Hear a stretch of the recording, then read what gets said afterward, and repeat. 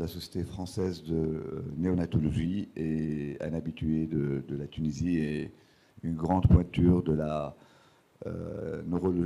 néonatologie et de la neurologie néonatale. Donc la première conférence qu'il va faire, c'est les troubles neurodéveloppementaux, définition, épidémiologie, repérage, orientation. Donc je vous passe la parole, Elie, en vous souhaitant encore une fois la bienvenue en Tunisie. Marhaba bik. Merci beaucoup pour cette introduction et ces mots très gentils qui vraiment me touchent. Et d'abord, je remercie les organisateurs pour cette invitation. Et pour moi, c'est vraiment un grand honneur et un grand plaisir d'être encore parmi vous pour pouvoir échanger, pouvoir discuter et s'enrichir mutuellement. Donc, aujourd'hui, je veux parler un peu je veux parler plutôt des troubles neurodéveloppementaux chez l'enfant. Donc, je pense que c'est un point important parce qu'il y a beaucoup de pédiatres parmi vous. Enfin, vous êtes des pédiatres, il n'y a pas beaucoup. Vous êtes des pédiatres essentiellement. Et beaucoup, effectivement, suivent l'enfant et vous êtes les médecins du développement. Et je pense qu'après la période néonatale, la période difficile de réanimation, et je pense que pour vous, c'est important de voir un peu ce que deviennent ces enfants. Et beaucoup de ces enfants, comme on va voir, vont présenter des troubles neurodéveloppementaux qui peuvent être améliorés par une prise en charge précoce. Donc, je pense qu'il est très important qu'on puisse travailler pour repérer très tôt ces enfants et pouvoir les orienter. C'est essentiellement ce repérage et cette orientation, c'est une collaboration entre les pédiatres libéraux, mais aussi entre les pédiatres hospitaliers.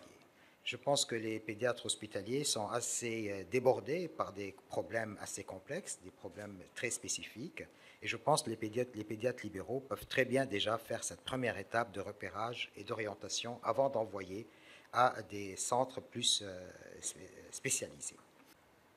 Donc, c'est quoi les troubles des neurodéveloppementaux? Et là, je vous donne la dernière classification internationale des maladies qui vient d'être publiée en juillet 2018.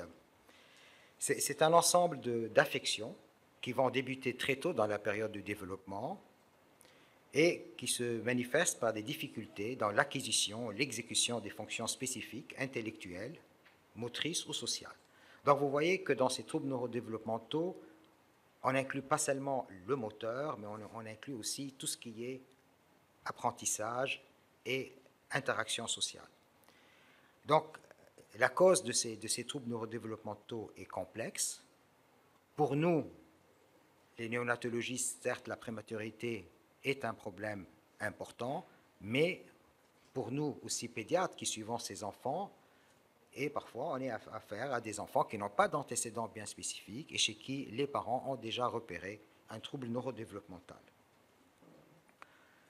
Donc vous voyez que ces troubles neurodéveloppementaux, ça inclut énormément de pathologies, les handicaps intellectuels, les troubles de la communication, les troubles du spectre de l'autisme, puisque maintenant ça fait partie des troubles neurodéveloppementaux, ce n'est plus à part, on ne parle plus d'autisme, mais de TSA, de troubles du spectre de l'autisme. Les troubles spécifiques des apprentissages, et j'en parlerai dans la deuxième partie, les lectures, l'expression écrite, le raisonnement mathématique, et c'est vraiment, comme on va le voir, des problèmes très importants en pédiatrie. Les troubles moteurs, non seulement la paralysie cérébrale, ce qu'on appelait la paralysie, enfin ce qu'on appelle la paralysie cérébrale, qu'on appelait les infirmités motrices d'origine cérébrale, mais aussi tout ce qui est troubles de développement et de la coordination, et c'est des choses aussi qui sont importantes à dépister très tôt. Les déficits de l'attention, et on verra un peu les particularités de ces troubles de l'attention chez le nouveau-né, chez l'enfant né prématuré, et les autres troubles spécifiques, exposition prénatale à l'alcool, à d'autres toxiques. Donc voilà un peu à quoi maintenant cette tulipe, à quoi ça ressemble. Vous voyez, on a les troubles moteurs, on a les troubles spécifiques des apprentissages, on a les TSA, les déficiences intellectuelles, les troubles de la communication. C'est vraiment, les troubles neurodéveloppementaux englobent l'ensemble de ces problèmes qu'un pédiatre va sûrement rencontrer, même qu'il rencontre tous les jours dans le suivi des enfants. Alors, les troubles neurodéveloppementaux, vous voyez, c'est quasiment un enfant sur 3, un enfant sur 5, né avant 32 semaines, va présenter ces troubles neurodéveloppementaux. Donc, c'est un problème vraiment important, un problème de santé publique qu'on puisse détecter chez ces enfants ces troubles neurodéveloppementaux très tôt. Un enfant sur 5 de prématuré modéré, c'est-à-dire né entre 32 et 34 semaines, c'est une population qui est mal suivie parce que assez souvent, sur le plan moteur, ils ne posent pas de problème. Et ces enfants, on oublie effectivement que ce sont des enfants prématurés, qu'ils ont des problèmes au niveau du développement cérébral, et ces enfants méritent d'être suivis aussi. Et comparativement à 5% de la population générale. Donc vous voyez, c'est un problème énorme pour les néonatologistes qui s'occupent des enfants prématurés. Donc, les facteurs de risque, je parlerai essentiellement de la prématurité. Vous voyez, il y a d'autres facteurs sur lesquels je ne reviendrai pas en détail. Donc, quand on prend ici l'enquête française, l'enquête Épipage, c'est une enquête en cohorte. Il y a eu deux enquêtes nationales, une faite en 1997, une autre faite en 2011. Là, je vous donne un peu les résultats de l'enquête de 1997, parce que ces enfants, maintenant, on les a suivis jusqu'à 8 ans, voire même 11 ans. Celle de 2011, on vient de terminer le suivi à 6 ans. Donc cette enquête a été faite dans 9 grandes régions françaises et elle a conclu que à 5 ans, c'est-à-dire à l'âge préscolaire, 40% des troubles moteurs, sensoriels ou cognitifs sont présents chez l'enfant grand prématuré inférieur à 32 semaines versus 12% dans une population contrôle à terme. Avec un QI qui est inférieur à 70, donc un QI sévère, qui sûrement ne permet pas un apprentissage scolaire adéquat, qui est de 12% contre 3% chez la population à terme. Et à 8 ans, puisqu'on a pu les suivre à l'âge scolaire maintenant, le taux de déficience cognitive sévère est à peu près de 5%, quasiment le double de ce qu'on retrouve chez la population normale. Et bien sûr, il est fonction de l'âge gestationnel, puisque dans les âges extrêmes, c'est-à-dire les 24-25 semaines, il peut atteindre à peu près 10%. Donc, quand on prend maintenant les 2 premières années de vie, parce que là, je pense que pour vous, c'est crucial, beaucoup de pédiatres suivent ces enfants pendant les deux premières années de vie. Qu'est-ce qu'on rencontre dans cette population? Là, c'est l'étude, les résultats de l'enquête Épipage, la deuxième Épipage 2, c'est-à-dire qui a été réalisée en 2011, à 2 ans. Vous voyez que, d'une part, le taux de paralysie cérébrale a globalement diminué par rapport à 97, c'est-à-dire quasiment 15 ans auparavant.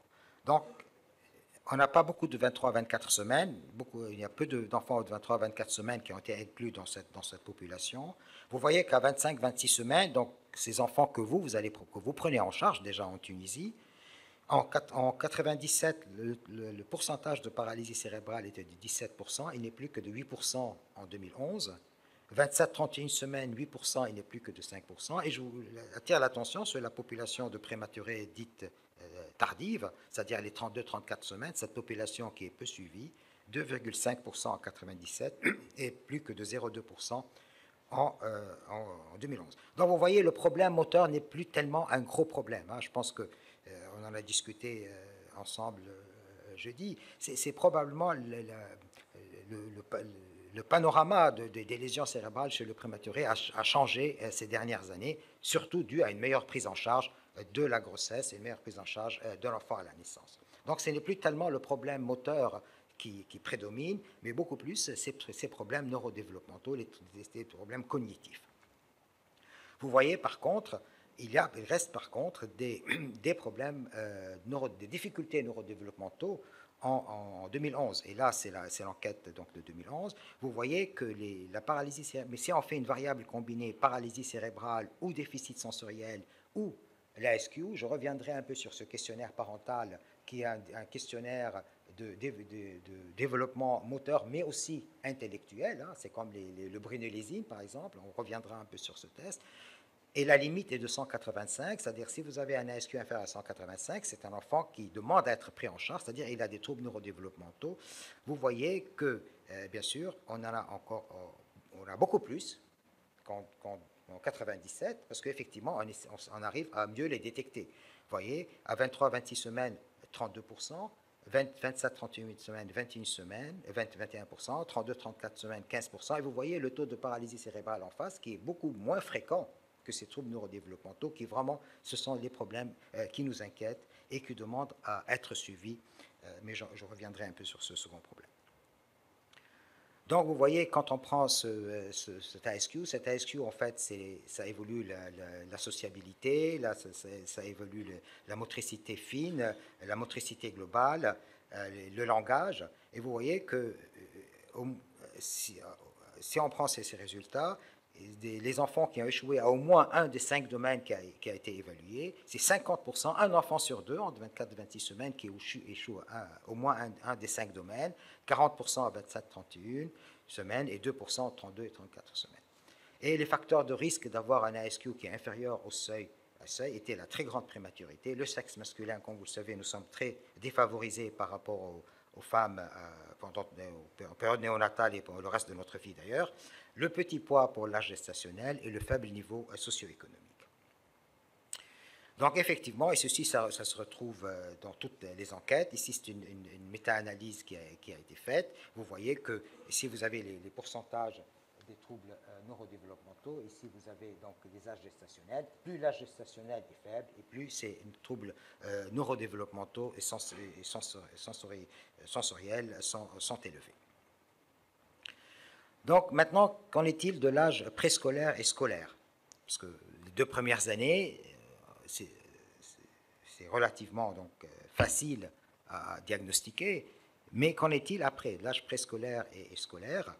Alors, quand on prend ici à l'âge préscolaire, à l'âge de 5 ans, là encore c'est une méta-analyse qui a été faite, ici en 2015, vous voyez que le score total du développement est beaucoup plus faible chez les nouveau-nés grands prématurés, moins de 32 semaines, par rapport à la prématurité modérée et par rapport aux enfants à terme. Et ces enfants échouent essentiellement dans la motricité fine, donc tout ce qui est la motricité globale, la communication, qui est un point important, la résolution des problèmes et les problèmes sociaux, c'est-à-dire le comportement et l'interaction entre ces enfants et leurs pères, par exemple, à l'école ou dans les crèches. Donc, quand on prend effectivement maintenant à l'âge scolaire, ça c'est les résultats de l'enquête épipage. Là maintenant nous sommes à l'âge de 8 ans, nous ne sommes plus à l'âge préscolaire, mais nous sommes à l'âge scolaire. Vous voyez que les grands prématurés ont besoin de plus d'écoles spécialisées, ici 2% par rapport au terme, qui est la référence des 0,3%. Ils ont besoin de classes spécialisées lorsqu'ils sont... Bien sûr, ils sont souvent, ces enfants d'ailleurs, scolarisés dans des écoles normales. Ils ont besoin par contre de classes spécialisées, 3% par rapport à 0,6%. Et alors vous voyez par contre qu'il y a beaucoup qui sont dans les classes normales, mais avec des aménagements. Quand on prend maintenant le redoublement, si cet enfant est dans cette classe normale, vous voyez que ce redoublement, le taux de redoublement est 4 fois plus élevé que chez l'enfant à terme. Alors, un autre point qui est très important chez le prématuré, chez l'enfant né prématuré, ce sont les troubles du comportement, les troubles de l'attention et l'hyperactivité. Alors, vous voyez par exemple les troubles de l'attention et de l'hyperactivité, le TDAH, et à peu près 20% des enfants nés avant 23 semaines ont ces troubles par rapport, quasiment le double, par rapport aux enfants témoins. Donc, c'est encore très important comme taux. Et quand on prend maintenant les troubles du comportement qui peuvent aussi altérer tous les troubles des apprentissages, vous voyez que dans l'enquête épipage, entre 5 et 8 ans, quasiment 5 à 8%, 5 à 10% avaient consulté un psychiatre, un psychologue pour un trouble du comportement. Donc il y a non seulement les troubles donc, cognitifs, mais aussi les troubles de l'attention et les troubles comportementaux. Et quand on prend un peu cette méta-analyse aussi récente des troubles de l'attention et de l'hyperactivité et la prématurité, vous voyez qu'à n'importe quel terme, le moins de 28 semaines, 28-34, et même chez les prématurés modérés, ces troubles de l'attention sont beaucoup plus élevés que chez l'enfant né à terme. Quand on prend les troubles du comportement maintenant, ici c'est l'étude épipage sur plus de 1500 enfants, vous voyez que chez l'enfant né grand prématuré, c'est quasiment le double que chez l'enfant né à terme. L'hyperactivité, c'est aussi quasiment le double. Des troubles de conduite, on en trouve un peu partout. Les troubles émotionnels, il y a beaucoup de troubles émotionnels. Assez souvent, ces enfants sont timides, ils sont introvertis. des relations avec les pairs, beaucoup de problèmes relationnels, des troubles de la socialisation, et ce qu'on sait maintenant, c'est que ces troubles du comportement persistent jusqu'à l'âge adulte chez ces enfants nés prématurés et peut bien sûr les déranger dans leur vie professionnelle. Alors là, vous voyez que les problèmes aussi de sociabilité, les compétences sociales, c'est-à-dire l'établir les relations avec les autres, les prématurés ont beaucoup plus de difficultés à établir ces compétences sociales. Alors il y a et ces problèmes vont persister avec certains facteurs de risque prédictifs, notamment l'extrême prématurité, bien sûr les lésions cérébrales, et le milieu socio-économique qui joue un rôle primordial dans tout ce qui est troubles neurodéveloppementaux. Alors, un autre point important, vous savez que, donc, comme je l'ai dit, les TSA font partie maintenant des troubles neurodéveloppementaux. Qu'en est-il des troubles du spectre de l'autisme? On oublie souvent de rechercher ces troubles du spectre de l'autisme qui peuvent être recherchés par un questionnaire parental très simple à faire par le pédiatre dans son cabinet, et ensuite, en cas de doute, bien sûr, l'orienter vers un centre spécialisé. Donc, vous voyez que si on prend dans la 0,2 à 2% à 5 ans, oui, ce qu'il faut retenir, c'est que les enfants nés prématurés ont 10 fois plus de risques d'avoir un TSA que les enfants nés à terme. Ça, on le sait. Alors, il y a plusieurs facteurs prédictifs. Bien sûr, il y a la prématurité, il y a les conditions aussi de la grossesse. On sait que l'inflammation, par exemple, l'inflammation jouerait un rôle important dans la survenue de ces TSA. Bien sûr, il y a les facteurs génétiques, c'est multivariable, multifactoriel, mais bien sûr, la prématurité, l'infection notamment, l'inflammation au niveau de la grossesse pourrait jouer un rôle important. Et quand on prend un peu des troubles du TSA par rapport à l'âge gestationnel, donc encore c'est des méta-analyses qui ont été faites, vous voyez que plus l'âge gestationnel est faible, plus ces troubles du spectre autistique sont élevés.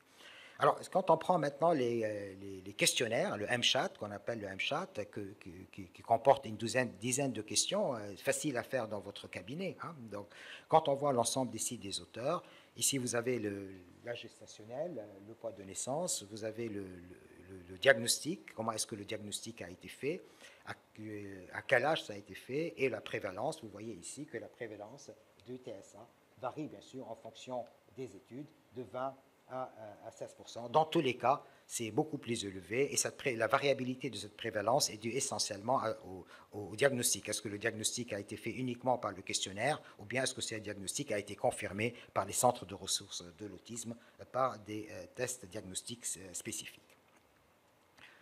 Effectivement, quand on prend aussi même si on corrige ce questionnaire par des diagnostics qui sont faits par les pédopsychiatres dans des centres spécifiques, néanmoins, il reste qu'à peu près que ce trouble du spectre de l'autisme chez le grand prématuré est 4 à 12 fois plus élevé que dans la population générale. Donc, je vais revenir là-dessus. Alors, le problème que pose ce TSA, mais c'est un problème, je pense, secondaire. Est-ce que la fréquence de ce trouble du spectre de l'autisme chez le prématuré est due au fait qu'il y a un phénotype prématuré, comme je dis, l'enfant présente d'autres troubles par ailleurs, qui font que ce phénotype va mimer les TSA, ou il s'agit d'un vrai TSA? Le problème n'est pas là parce que la prise en charge sera la même. Pour vous, le plus important, c'est de pouvoir détecter ou bien le phénotype prématuré, ou bien un TSA, ou un vrai TSA, mais dans tous les cas, la prise en charge va être la même. Alors maintenant, le repérage et l'orientation de ces enfants, et je pense que ça, c'est un point fondamental. Pourquoi faut-il repérer? On repère, c'est parce qu'il faut prendre en charge. On ne peut pas repérer sans rien faire. Hein. Si on dit aux parents, bah, écoutez, votre enfant, il a des troubles de la coordination, bah, qu'est-ce que je fais, docteur? Bah, je vais l'orienter, par exemple, chez un psychomotricien pour le prendre en charge. Je pense que le repérage est important parce qu'on sait maintenant que les interventions précoces vont avoir un effet tout à fait significatif sur le devenir de ces enfants. Ici, nous avons une étude Cochrane qui date de 2015, c'est vraiment, ils ont pris toutes les études randomisées, c'est-à-dire, on a pris des enfants qui avaient des problèmes de risque ou qui avaient quelques problèmes moteurs ou cognitifs très tôt dans la première année de vie. Il y a des groupes qui ont été pris en charge dans cette première année de vie et d'autres qui ne l'ont pas. Et donc, c'est des enfants prématurés, ce n'est pas uniquement que les grands prématurés, et ça inclut 21 études, à peu près 3000 patients. Alors globalement, je ne vais pas vous donner tous les détails de cette étude, mais ce que ressort, c'est que ces interventions précoces améliorent d'une façon significative le devenir moteur et améliorent d'une façon significative le devenir cognitif à l'âge préscolaire. Donc, il faut repérer non pas seulement pour repérer, mais il faut que derrière, il faut que vous ayez un réseau de suivi, et je prononce le mot réseau parce que c'est important. Le pédiatre ne peut pas travailler tout seul dans son cabinet, il faut qu'il travaille dans un cadre d'un réseau, avec bien sûr les orthophonistes, les psychologues, les pédopsychiatres, mais aussi avec tous les centres de référence chez qui il va pouvoir adresser l'enfant lorsque, effectivement, cette prise en charge n'est pas efficace ou qu'il y a d'autres diagnostics sous-jacents, par exemple un trouble génétique. Quand est-ce que j'envoie mon enfant, je suspecte un trouble génétique, qui est un trouble neurodéveloppemental, il a probablement quelque chose de génétique, là il faut que ce soit, bien sûr, que le diagnostic soit réalisé. Mais je pense que ce qui est important aussi, le rôle du pédiatre, c'est de pouvoir aussi détecter certaines pathologies maternelles. Et on sait par exemple que l'anxiété maternelle ou la dépression maternelle, cette dépression maternelle, cette anxiété maternelle peut durer plusieurs mois, et non pas uniquement les 2, 3, 6, 9 mois après, ou même des années après l'accouchement prématuré. Et je pense qu'il est très important que vous, pédiatres, la maman étant là, repérez ces troubles d'anxiété et dépression maternelle, parce que la prise en charge, là encore, de cette anxiété et de cette dépression améliore la prise en charge précoce de leur enfant. Donc, vous voyez, c'est un rôle important que le pédiatre, qui est le médecin du développement, doit faire au cours de ses consultations. Alors, je termine par les réseaux, parce que je pense que là, on va donner un peu lieu à la discussion. Je pense que les réseaux de santé, donc j'ai appris que vous n'avez pas encore de réseau chez vous. En France, c'est pas si... On commence en France, c'est pas encore... Là, à Tours, par exemple, le réseau de suivi de l'enfant, il a 5 ans. Donc, on commence à voir les enfants de l'âge de 4 ans. Donc, ce n'est pas quelque chose qui date depuis des années. Et donc, je pense que le réseau de santé, c'est quelque chose d'important pour pouvoir repérer, orienter ces enfants à risque de troubles neurodéveloppementaux. Donc, les réseaux de santé, c'est des réseaux qui vont intervenir dans des territoires bien définis. Là, par exemple, vous avez Sfax, qui est quand même une très grande région, et qui va regrouper des professionnels de santé libérale, donc c'est-à-dire vous, des établissements de santé spécialisés, les services de neurologie, des institutions sociales ou médico-sociales. Je sais que vous n'avez pas de camps à Sfax, mais je pense que Nedia va en parler tout à l'heure. Et donc tous ces... Vraiment, il faut voir un réseau, un vrai réseau, un maillage, ville, hôpital, institution, si on veut vraiment prendre en charge ces enfants, repérer et orienter ces enfants pour pouvoir améliorer leur devenir, leur statut scolaire et leur statut professionnel après. Donc, les objectifs d'un réseau de suivi, c'est d'abord individuel, c'est-à-dire quel est le bénéfice qu'un individu peut tirer de ce réseau. Il est énorme, c'est repérer et dépister, donc on a vu un peu le problème, c'est orienter une prise en charge précoce d'incapacité pour en diminuer les conséquences, parce que si vous ne la prenez pas en charge, d'autres incapacités vont venir s'additionner, on va aboutir à un surhandicap. Et c'est aussi collectif. Je pense que éthiquement, lorsqu'on prend en charge un nouveau-né prématuré, il n'est plus concevable de ne pas savoir quels sont le devenir. Si on prend un enfant, si demain je dis, je prends un enfant de 25 semaines, est-ce que oui ou non, sur une région comme Sfax, que deviennent ces enfants avec 25 semaines? Est-ce que je dois continuer à les prendre en charge? Je pense que c'est un problème éthique. Lorsqu'on prend en charge ces extrêmes prématurés, qu'est-ce qu'on fait? Est-ce que vraiment, ou bien on revoit nos pratiques? Je pense que c'est quelque chose de très important. Donc les études épidémiologiques, c'est quelque chose d'important. Et donc, là, vous avez le directeur de l'ARS qui est dans la salle. Je pense que c'est un point important. Si le directeur de l'ARS veut demain vous donner des budgets, il faut qu'il sache aussi qu'est-ce qui se passe dans sa région, quelle est l'épidémiologie. Est-ce que j'investis énormément dans la prise en charge initiale du nouveau-né prématuré et des nouveau-nés à risque? Est-ce qu'après, qu'est-ce qu'ils deviennent ces enfants? Je pense que c'est un problème fondamental à se poser. Donc, un bénéfice individuel, mais un bénéfice collectif. Donc, là, ce réseau est fortement ancré dans le secteur extra-hospitalier. Comme je l'ai dit, les hospitaliers, ils ont leur spécialité, c'est des centres de référence, mais c'est vous qui allez être en première ligne. Donc, participation des pédiatres, des médecins libéraux, les pédiatres, les médecins généralistes dans des endroits où vous n'avez pas de pédiatre. On peut très bien former des médecins généralistes à faire ce repérage, ce dépistage. Et les paramédicaux, je pense que c'est très important que dans le réseau aussi vous incluiez les kinésithérapeutes, les psychomotes, les orthophonistes. Il faut qu'ils soient partie prenante de votre réseau. Les institutions, je pense que Nédia parlera tout à l'heure des camps, mais aussi vous avez les PMI, vous avez les crèches. Hein. Les crèches, c'est un endroit essentiel pour pouvoir dépister très tôt des troubles neurodéveloppementaux et les PMI. Donc, voilà un peu, je vais vous donner quelques pistes. Là, voilà un peu dans notre réseau ce qu'on fait. Hein. Là, c'est le suivi jusqu'à l'âge de 7 ans. Voilà le calendrier de suivi. Donc, lorsque l'enfant sort de la néonatologie, on donne une charte à signer par les parents pour leur demander s'ils sont d'accord que leur enfant rentre dans le suivi de ce réseau. Et on va leur donner toute une liste de médecins, pas uniquement des pédiatres, mais aussi des médecins généralistes qui ont été formés par le réseau pour ce suivi.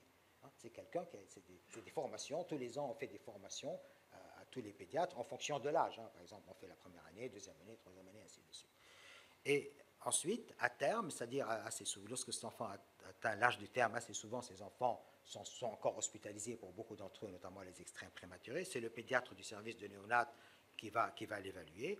Puis vous voyez qu'on fait des examens systématiques à 3 mois, 9 mois, et ça c'est vous, c'est le pédiatre référent, c'est le pédiatre libéral. On a souhaité qu'à 12 mois, parce que les camps là encore sont submergés, les camps ce n'est pas la solution. Ils sont submergés par les demandes. À 12 mois, on a demandé qu'il y ait une évaluation au niveau du camps. Ensuite, à 18 mois et 2 ans, on leur donne ce questionnaire, sur lequel je veux revenir, qui est un questionnaire parental, qui est le questionnaire ASQ, qui est facile à remplir, très facile à remplir, pour peu que les parents reviennent avec ce questionnaire.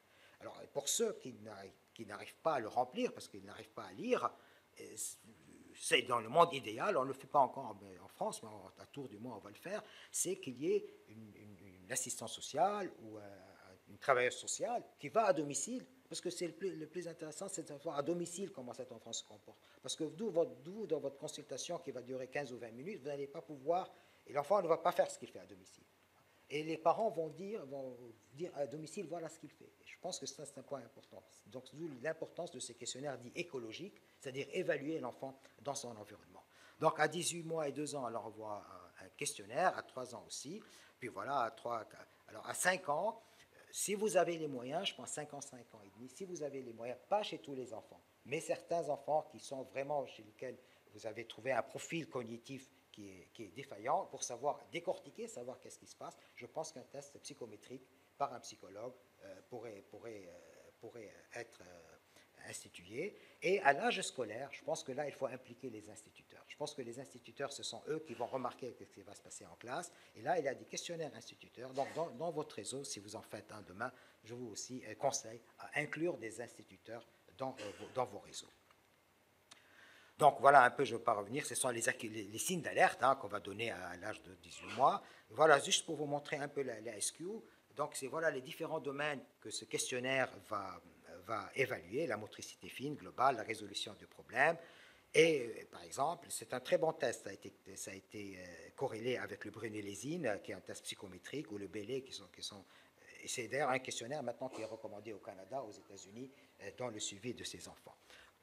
Alors, voilà à quoi ça représente. C'est une des planches, par exemple, qui est la planche de motricité globale à l'âge de 2 ans. Vous avez 3 questions, oui, parfois et encore. Oui, donc il fait un geste, c'est 2 points. Parfois c'est 1 point, pas encore c'est 0. Vous voyez, par exemple, est-ce qu'il donne un coup de pied dans un ballon, est-ce qu'il monte les marches, est-ce qu'il court, est-ce qu'il saute sur ses 2 pieds, ainsi de suite. Donc c'est vraiment des choses faciles à évaluer. Et ensuite, on va faire la somme de ces scores. Et ces ASQ, ensuite, ils sont transférés au réseau. Et le réseau va évaluer chaque questionnaire.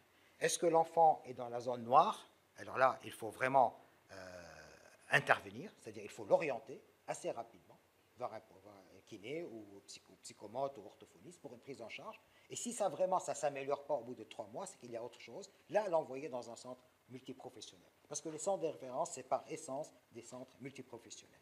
Ensuite, s'il est dans la zone grise, je me méfie, il faut que je revoie. Dans 3 mois, je revois cet enfant. S'il est dans la zone blanche, écoutez, il va bien, je le revois comme d'habitude dans 6 mois, et ainsi de suite. Vous voyez, c'était vraiment des tests de repérage, ce n'est pas un test diagnostique, c'est un test de repérage. Et là, si vous suspectez quelque chose qui ne s'améliore pas, là, on l'envoie à des centres multidisciplinaires où le diagnostic peut être fait, parce que comme vous le disiez, un train peut cacher un autre, et effectivement, il peut avoir un trouble, un déficit, une mutation génétique ou autre qu'il faudrait alors rechercher. Donc, les orientations, les soins de niveau 1, c'est vous qui allez le faire. Donc, c'est de votre responsabilité. Vous allez orienter cet enfant vers les rééducateurs. Et les soins de niveau 2, lorsque l'enfant ne s'améliore pas ou que les choses vous semblent beaucoup plus difficiles qu'elles ne le sont, donc on va l'envoyer à des équipes multidisciplinaires, que ce soit les CAMPS ou les services de neuropédiatrie, qui, elles, vont poser un diagnostic.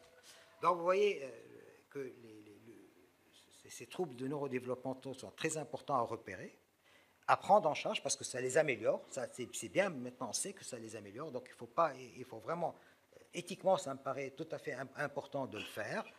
Il faut créer vos réseaux, il faut trouver pourquoi vous n'avez pas de réseau, quels sont les obstacles, est-ce que c'est des obstacles financiers? Je pense que tout le monde ici s'entend, tous les pédiatres s'entendent entre eux, la preuve, le succès de ces journées. Il faut obtenir un consensus entre vous et bien sûr contacter d'autres groupes qui se sont engagés dans cette politique de réseau et bien sûr, lorsque votre dossier est bien fait, allez voir l'ARS pour lui demander un financement. Je vous remercie.